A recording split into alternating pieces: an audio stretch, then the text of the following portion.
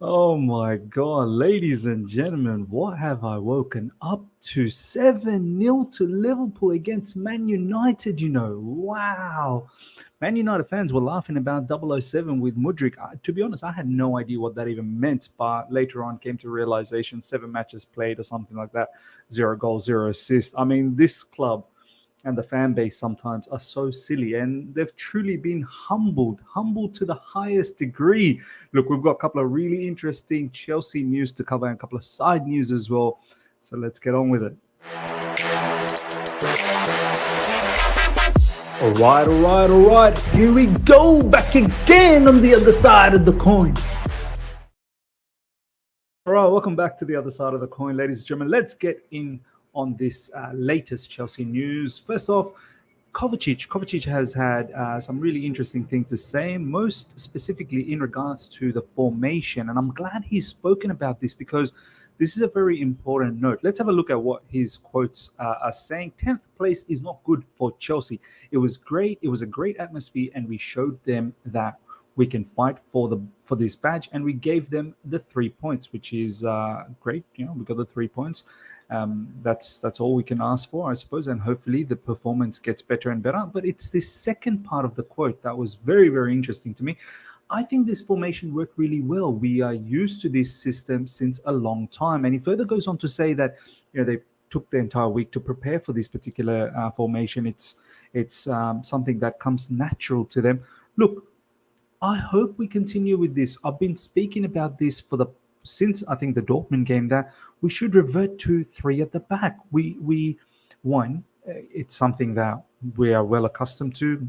A lot of the players are well accustomed to this. Yes, there's a lot of new players that won't know, this particular formation, but it's something that we've been playing all throughout Thomas Tuchel era, and it's been successful. Yes, at times it didn't look good, but that's because I genuinely think it was because not having Reece James and Ben Chilwell and not having adequate proper backup to those players. I'm not surprised. A lot of people say that Leeds game on now, we didn't look good, we got lucky. I don't think so, man. Honestly, up until the substitutions came, it was like when the substitutions happened. Yeah, that was mad. That was a basketball game, and it was self-inflicted. Graham Potter really brought that pressure upon us. But before the subs, I thought we were very, very good. 3 at the back. We weren't troubled all throughout.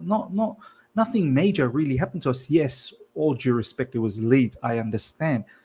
But we were still not troubled. Leeds, I mean, in the Premier League, you can't take anyone lightly. Do you know what I mean? Like recently, Leeds had a very good game against Man United.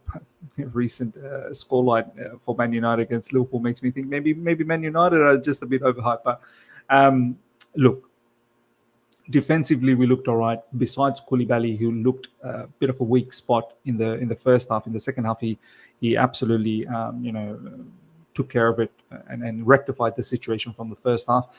But it wasn't anything to do with the system or the structure. It was more individual issues that Koulibaly was having. The wing backs, Ruben Loftus-Cheek being very wide, Ben Chilwell being very wide and further up, allowing for Sterling and João Felix to be tense more in the half spaces. I think that's where they're more devastating.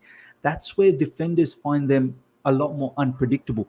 When they're 2 out wide, it's easy to defend, and they know where the movements are going to be, which way you're going to go. If Sterling plays on the left, he's most likely going to cut in. If he plays on the right, he's going to try and hit the byline. Whereas if you're through the half spaces, you're allowed to float around anywhere you want, and then eventually sort of get into those half spaces. But then you're allowed to at times, turn, drive, and take the defense on, which really rattles the opposition.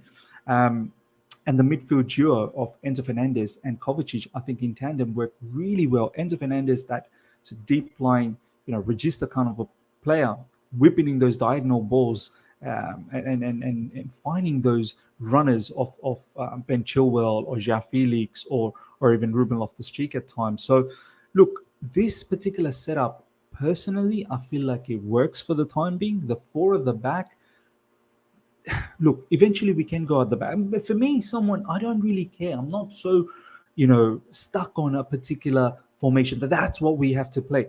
Look, everyone wants to play with more attacking players on field. But right now, I feel like the three at the back is something that our unit understands. It comes natural to them. And as Kovacic is saying, I think this formation worked really well. We are used to this system since a long time. He's talking to us. He's giving input to the fans. I hope we continue. We've got a lot of CBs to take care of, three at the back. Yes, Thiago Silva is injured, but Wesley Fofana is back. Wesley Fofana looked immense on that RCB position. Chalobah could potentially play with Buddy Shield not being available for the Champions League match against Dortmund. So perhaps Koulibaly could potentially move on that left side. Chalobah could play through the middle. You can play Cucurella as an LCB. You can potentially play Azpilicueta as an RCB if for cover. That's what I'm talking about. Not suggesting that they should come in right now, because Wesley Fofana will lock down the RCB position, and it allows for the defenders to push up and really stretch out the field as well, the RCB and the LCB, and then you've got the sweeper with the defender in the middle. So look, for me, let's continue on with this for the time being until we can slowly have a bit of momentum, a little bit of confidence, get some wins under the belt, and then eventually enough, when the preseason comes, then maybe we can thoroughly work on the four at the back. If that's what, look, as I said, I'm not someone who's too fussed about the 3 and the 4. I think our owners were quite fussed about it. I think they really wanted 4 at the back. There were some articles that were floating around previously from The Athletic stating we wanted 4 at the back. But me, personally, I don't mind this. You let me know, ladies and gentlemen, what do you feel about these comments from Kovacic, especially this one in regards to the formation? I would like us to play this against Dortmund, and I'm confident we can turn them around. If the belief continues, if the players show the same sort of desire to win the way they did against Leeds, I think we can do the job 100%.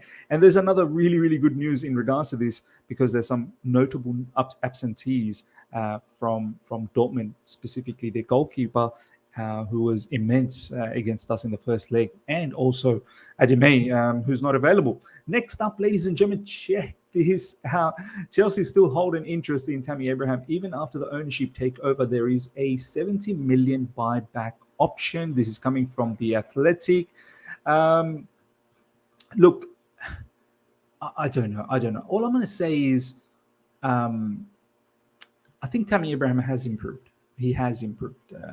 I've not been someone who's watched Roma on a regular basis, but from the little bits and pieces that I get to see, I think his hold up, his movement, his overall ability, do you know what I mean? Link up play is all improved. Look, I still think every now and then when I've seen those clips, he's not a bully to the defenders.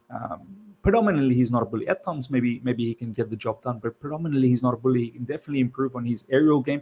For a guy that tall, he should be getting at the end of many crosses. Do you know what I mean? He should be at the end of many headers and putting them away. But from what I've seen in his time at Roma under Jose Mourinho, he has improved since the time at Chelsea when he left. But I still don't think personally this is the answer. I still don't think. I mean, if we go next season, don't forget we're going to get Christopher Nkunku as well. If we and somehow we keep João Felix, and João Felix is a particular stream we should do tomorrow. A lot of people, some parts of the Chelsea fan base are having a go at João Felix and comparing him with Mason Mount, but that's a different story. But if we do end up keeping João Felix and Sterling and Nkunku, I don't know whether Tammy Abraham can match up and can really help facilitate for a very attacking unit, which will lead us to hopefully some titles down the track. I think he's a better player, but I still don't think he's a ruthless enough player for Chelsea Football Club.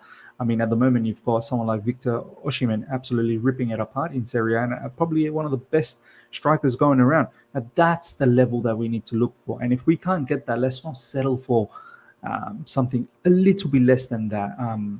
I mean, that's my personal thought. I still don't think he's good enough to carry the Chelsea number 9 role. But having said that, I won't be surprised if we trigger this, because he is better than before. Can he perhaps improve with the quality of players that we have right now up front? That's something to I suppose look into. But ladies and gentlemen, you let me know what you think about Tammy Abraham perhaps coming back and us triggering that 70 million buyback.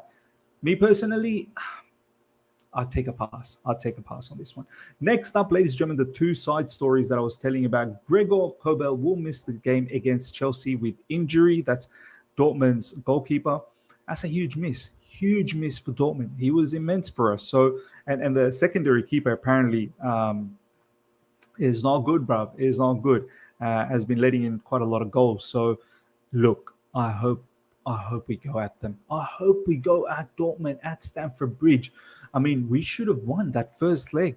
If I'm being absolutely honest, we should have won. So hopefully we can pepper this secondary keeper with their first goalkeeper being injured. Now, check this out. Last but not least, ladies and gentlemen, Chelsea have sent scouts to follow Dominik Szoboszlai. At the moment, nothing is close or done. Other clubs also appreciate the player. This is coming from Fabrizio Romano. This news was floating around in recent times, but I didn't take too much notice of it. I thought, is it really serious? But since Fabrizio Romano is now talking about it, we've sent scouts apparently. And the connection that we have with Red Bull, with Christopher Vivell, I wouldn't put it past it. I absolutely wouldn't put it past it. But then again, where does this player play? For me, he's another number 10. Do you know what I mean? And if we continue seeing Raheem Sterling and João Felix and Christopher Nkunku is another number 10, where does this player come in? Do you know what I mean? Unless we're thinking João Felix is potentially not going to be someone we're going to keep in the long run. The money might be too expensive, and someone like Dominik Szoboszlai would be a lot cheaper. Look, is he a good player? He's a damn good player. He's a very, very good player. His passing is very good. Long-range shooting is very good. Is he of the same caliber as João Felix? I personally don't think so. I think João Felix, in those half spaces that I'm talking about, being able to turn, drive with the ball, take the defenders on, explosive player. I personally don't think Szoboszlai is of that nature, of that ilk, but he's still a very good player. So let's watch this space. Let's see where this particular news goes. I won't be unhappy, but I'd rather keep João Felix. I know a lot of people have concerns about João Felix's returns at the moment in terms of goals and assists, and me too. I have concerns, but I think a player at his age hopefully will come good very, very soon. I think he's enjoying the free role at Chelsea Football Club as opposed to more of a cage role at Atletico Madrid. So yeah, ladies and gentlemen, let me know what you think about Dominik Szoboszlai, his link with Chelsea Football Club. Apparently Chelsea scouts have gone out and scouted him. Yeah, let me know about everything that we've talked about, especially the formation, the 3-4-3 Kovacic was talking about, and of course Tammy Abraham as well. I mean, would you want him back? Hope you guys have enjoyed this. Smash the like button if you're here for the first time. Subscribe, hit the bell notification to stay in touch with all my content. Till next time, see ya.